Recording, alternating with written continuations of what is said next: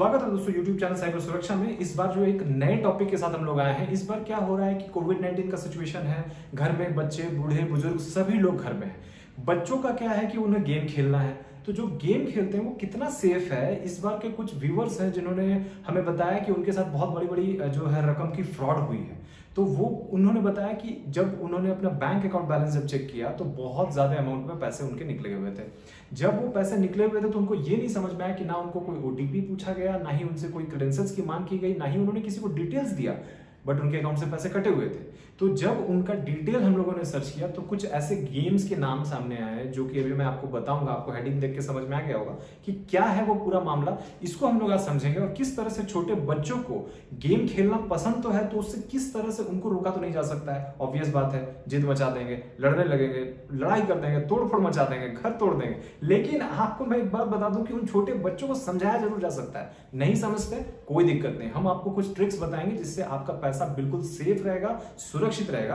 और आपको ये पूरे वीडियो में इस चीज के बारे में पता चलेगा कि किस तरह से उस तरह के जो गेम्स हैं उनसे आपको बचना है और समझना है, कैसे वो ठगी होती है, पूरा वो क्या है मामला। देखते हैं वो क्या गेम। देखिए,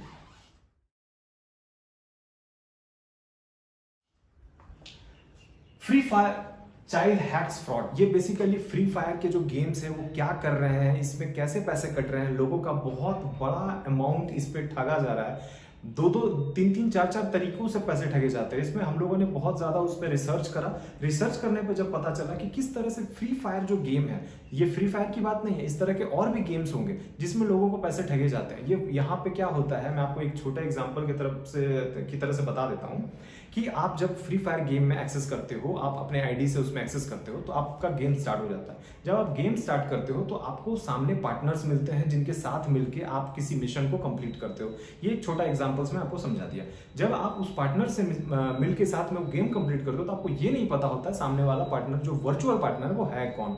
जब वो वर्चुअल पार्टनर आपको कुछ पैसे देने का और कुछ आपके साथ वो जब गेम खेलता है तो वो आपको बहुत तरीकों से आपकी मदद भी कर सकता है, वो एक फ्रॉडस्टर भी हो सकता है। तो इसी का फायदा उठाते हैं। अगर आपको ये नहीं समझ में आया कि ये पूरा मामला क्या है तो देखते हैं कि किस तरह से और कितने पैसे लोगों को ठगी हुए हैं इसमें। गेमर्स यहां टारगेट किया आजमगढ़ में, इन्होंने 8 लाख रुपया निकाला। बहुत इंपॉर्टेंट फ्रॉड था ये। इसके बारे में जब पढ़ा तो एक आदमी जो बुजुर्ग था वो अपनी बेटी की शादी के लिए 8 लाख रुपए लाया था और उसका 6th क्लास में पढ़ने वाला एक बच्चे ने पूरे 8 लाख रुपए गवा दिए थे फ्रॉडस्टर से। 35,000 रुपए, 8 साल का छोटा बच्चा। उसके बाद आप यहां देखिए 5 लाख रुपए, अपनी मम्मी का मोबाइल फोन यूज किया 5 लाख रुपए। और दिल्ली के जो है गेमर्स जो बहुत ज्यादा भी गेम खेल रहे हैं, उनके पास कोई काम है नहीं, बच्चे हैं, उनको अभी बहुत बाहर जाना नहीं है, उनका ऑनलाइन क्लासेस है वो बंधे हुए हैं। तो ऑनलाइन गेम्स एक बहुत अच्छा ऑप्शन भी है और इसी का गलत इस्तेमाल भी किया जा रहा है, लोग इस पर ठगे जा रहे हैं। कैसे क्या है मोडस ऑपरेंडी, इसको देखते हैं।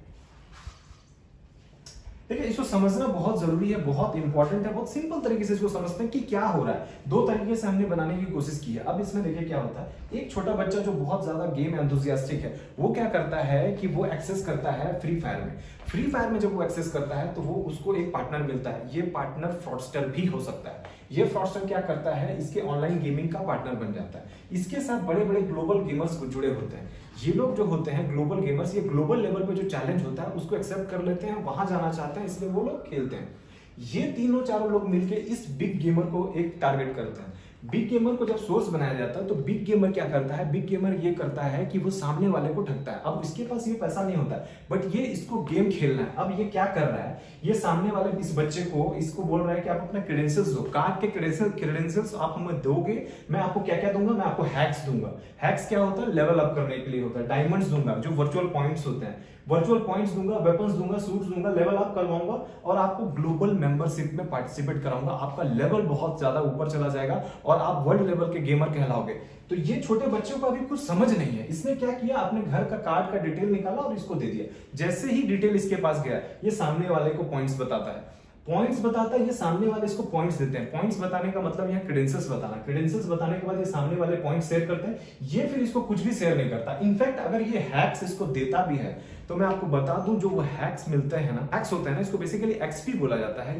ये बेसिकली क्या होता है, एक तरह का चिट कोड होता है कि आप हर एक लेवल में, जैसे मान लो कि वर्चुअल वर्ल्ड में आप गेम खेल रहे हो, इसके बारे में मुझे बहुत डिटेल नहीं पता है, बट मैं जितना जाना हूं, जितना समझा हूं, मैं आपको बता रहा हूं कि जब आप गेम खेलते हो तो एक वॉल होता है, वॉल के पीछे कितने लोग छुपे हुए हैं ये आप नॉर्मली नहीं देख सकते हो, बट वो हैक्स मिलने के बाद आप उसे देख लेते हो, या हैक्स मिलने के बाद आप एक लेवल से दूसरे लेवल पे चले जाते हो। उनके फाइल को, जैसे कैंडी क्रश आपने गेम खेला होगा, कैंडी क्रश में क्या होता था, जब आप हायर लेवल पे चले जाते हो तो फाइल कॉपी करके जब आप लोअर वाले लेवल के गेम में जैसे ही डालते हो वो आपका लेवल बहुत अप कर देता है। तो ये इसी तरह के कुछ चीज होते हैं जिसको हैक्स बोलते हैं। डायमंड्स परचेस करना, 20 रुपए 40 रुपए, पता नहीं, मुझे लगता है बहुत मिनिमल अमाउंट से शुरू होकर 400 500 $1 से शुरू होता है और $500 तक भी जाता है। तो यहाँ पे जो अमाउंट पैसे इनके हैं, ये इस बच्चे ने क्रेडेंशियल शेयर करते ही कट गया इसका अमाउंट। दूसरा तरीका क्या है, जैसे ही मोबाइल फोन में उसने फ्री फायर में एक्सेस करा, मोबाइल इनेबल्ड पेमेंट सर्विस, इसके बारे में मैं अभी थोड़ा इसके बारे में डिटेल में बताऊंगा। इस पे क्या होता है, जो भी फैमिली मेंबर्स होते हैं उनके मोबाइल से वो पेमेंट करते हैं। पेमेंट जब करते हैं तो मोबाइल इनेबल्ड पेमेंट सर्विसेज होता है, उनके पेटीएम, यूपीआई और कार्ड्स जो होते हैं, क्रेडेंशियल्स उसमें डला हुआ होता है। वो कैसे उसको एक्सेप्ट करता है, कैसे उसको प्ले स्टोर ले लेता है, ये आपको मैं दिखाऊंगा अभी। तो वो जब प्ले स्टोर में क्रेडेंशियल चला गया, वो डिटेल चला गया है, अब जब बच्चे उसमें गेम खेल रहे हैं, जैसे जैसे वो डायमंड पर क्लिक करते जाते हैं, उसको परचेस करते जाते हैं, पैसे ऑटो डेबिटेड होते हैं। यहाँ से आपको ओटीपी नहीं पूछा जाता। ओटीपी इसलिए नहीं पूछा जाता, इसको बहुत क्लियरिटी के साथ आप समझ लीजिए कि वो आपका जब भी पेमेंट कहीं फॉरेन में होगा, आपको ओटीपी नहीं पूछा जाएगा। भले आपको मैसेज जरूर मिल जाएगा, लेकिन ओटीपी आपसे नहीं पूछा जाएगा। तो इस गलत फहमी में नहीं रहना है कि मोबाइल अगर आप बच्चों को दे रहे हैं और वो बच्चा जो मोबाइल में गेम खेल रहा है और आपको ये लग रहा है कि ओटीपी वो मांगेगा या ओटीपी आएगा तो मुझे मिलेगा, इस गलत फहमी में ना रहे। इस तरह से ठगी हो रही है, ये पूरा मोडस है जिसकी वजह से इस तरह के साइबर क्रिमिनल्स जो है कि इसका मिसयूज कर रहे हैं और बच्चों को जानकारी नहीं होने की वजह से इस तरह से आपका पैसा जा रहा है। इसको देखते हैं और समझते हैं कि किस तरह से इस चीजों को चेंज किया जा सकता है, कैसे मोबाइल इनेबल्ड पेमेंट सर्विसेज होता है और क्या कुछ है कि ऐप परमिशन। आपको पिछले वीडियोस में भी मैंने बताया था कि जो ऐप परमिशन होता है, फ्री फायर जो ऐप है उसके बारे में देखो तो सही। बच्चे उसको डाउनलोड कर रहे हैं, बच्चे कर रहे हैं, कोई दिक्कत नहीं। आप अगर उसको देखते हो तो आप उसके ऐप परमिशन को देखो, दिखाते हैं क्या है ऐप परमिशन। देखो, जब आपने गैरेना फ्री फायर को इंस्टॉल किया, गैरेना फ्री फायर जो है उसको जैसे इंस्टॉल करोगे तो इसके जब आप अबाउट में जाओगे, इसके अबाउट मतलब ऐप के अबाउट में जाओगे, अबाउट सेक्शन में, तो अबाउट सेक्शन में आपको ऐप परमिशन मिलेगा। ये जब ऐप परमिशन में आप देखते हो तो ऐप परमिशन में यहाँ आपको दिखता है कि क्या परमिशन लेता है, गूगल प्ले बिलिंग सर्विसेज। अब गूगल प्ले बिलिंग सर्विसेज क्या है, जब भी आपने गूगल के थ्रू या अपने पेमेंट मोड के थ्रू, जो आपके मोबाइल फोन में इनेबल्ड मोड है उसके थ्रू आपने जब भी कभी किसी को पेमेंट किया होगा तो वो कार्ड क्रेडेंशियल्स रख लेता है। जब ये कार्ड क्रेडेंशियल रख लिया, अब आपका बच्चा या छोटा बच्चा जो भी गेम खेल रहा है वो जैसे ही डायमंड पे क्लिक करता है, जो कि ऑटो डेबिटेड होता है, यहाँ से अमाउंट आपको पता नहीं चलता और आपका पैसे अकाउंट से धीरे धीरे कटते जाते हैं। इन्हें इतना मिनिमल अमाउंट होता है कि बहुत ज्यादा आपको नहीं दिखता। जब आपके अमाउंट मान लीजिए आपके 2 लाख रुपए अकाउंट में है और आपके 400 300 200 ऐसे कट रहे हैं, जो कि आप नॉर्मल रेगुलर यूज में भी कटवाते हैं, या अभी आप स्विगी और बाकी जितने भी हैं उस तरह के चीजों को मंगाने के लिए 400 300 200 रुपए खर्च कर रहे हो, तो आपको ये बहुत डिटेल में पता नहीं चल पाता है कि आपका इतना अमाउंट कट गया और बाहरी नुकसान हो जाता है। जब आप 3-4 महीने बाद जब अपना पेमेंट हिस्ट्री देखते हो तो आपको बहुत सारा चीज मिलता है। इनफैक्ट इस गेम के आईडी में एक्सेस करके जब आपने वो भी उस पर देखा होगा कि अगर छोटे बच्चे गेम खेल रहे हैं तो आप देखो कि उसमें परचेज हिस्ट्री में जाकर देखो,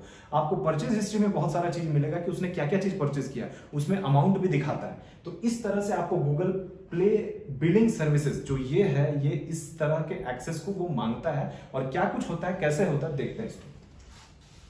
देखिए, आप जब इस पे जाते हो गूगल प्ले अकाउंट पे, प्ले स्टोर के अकाउंट पे, तो उस पे राइट साइड में आप देखा 3 बटन होते हैं। वहां जब क्लिक करोगे तो आपको पेमेंट्स एंड सब्सक्रिप्शन के ये ऑप्शंस खुलेंगे। ये ऑप्शन खुलता है इसमें पेमेंट्स एंड सब्सक्रिप्शन। जब पेमेंट्स मेथड में आप जाओगे तो जब भी आपने कभी, जैसे इस मेरे फ्रेंड का मैंने लिया है ये, तो जब उसने कभी किसी तरह का पेमेंट किया था तो देखिए पेमेंट जो सेंटर है पेमेंट मेथड में, इनका जो यूपीआई वर्चुअल आईडी है ये पहले से ही एक्सेस किया हुआ है। इट मींस कि इनको ये नहीं पता है कि अभी ये जैसे ही कोई गेम खेलेंगे या कोई चीज इस तरह की चीज जो ऑनलाइन परचेस करते हैं तो इनका अमाउंट ऑटो डेबिट हो जाएगा। इनको कहीं से ओटीपी डालने की जरूरत नहीं होगी। ओटीपी डालने की जरूरत तब होगी जब आप इसका वर्चुअल पेमेंट करते हो नॉर्मल इंडिया के अंदर। अगर आप इंडिया के बाहर पेमेंट होता है, फॉरेन में पेमेंट होता है, तो आपको ओटीपी की जरूरत नहीं होगी, आपका अमाउंट वहां से कट जाएगा। इससे बचना है और क्या कुछ है जो छोटे बच्चों को बचाया जा सकता है, किस तरह से इस गेम में आपको खेलना है। बच्चे खेलेंगे, बच्चे नहीं मानेंगे, कोई दिक्कत नहीं, खेलने दो, लेकिन उसमें किस तरह से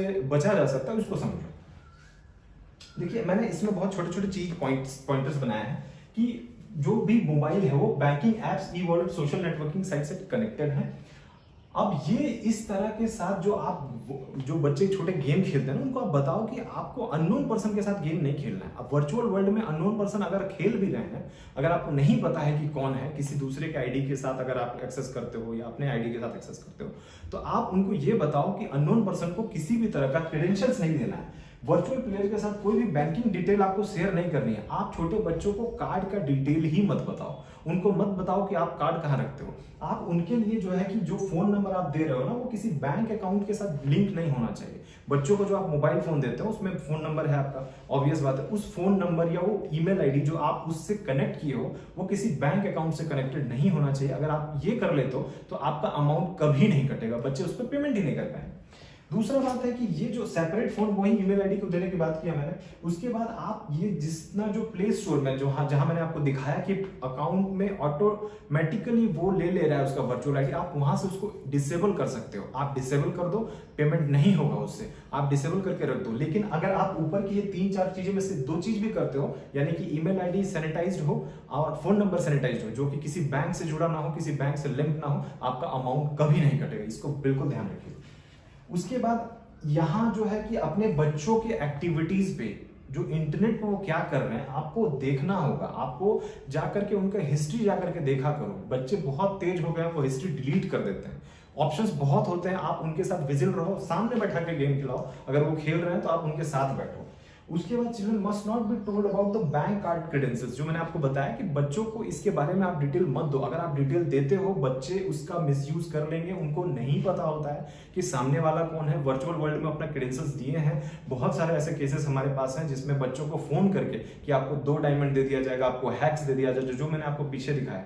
उस तरह के जो साइबर फ्रॉडस्टर्स हैं वो एक्टिवेट हो गए हैं। इस जो क्राइसिस अभी आया हुआ है कोविड-19 का, बहुत एक्टिव है वो लोग, बहुत एक्टिव हैं वो लोग। और वो क्या कर रहे हैं कि लोगों को ठगने का बहुत बढ़िया जरिया बनाया हुआ है ये गैरेना के थ्रू।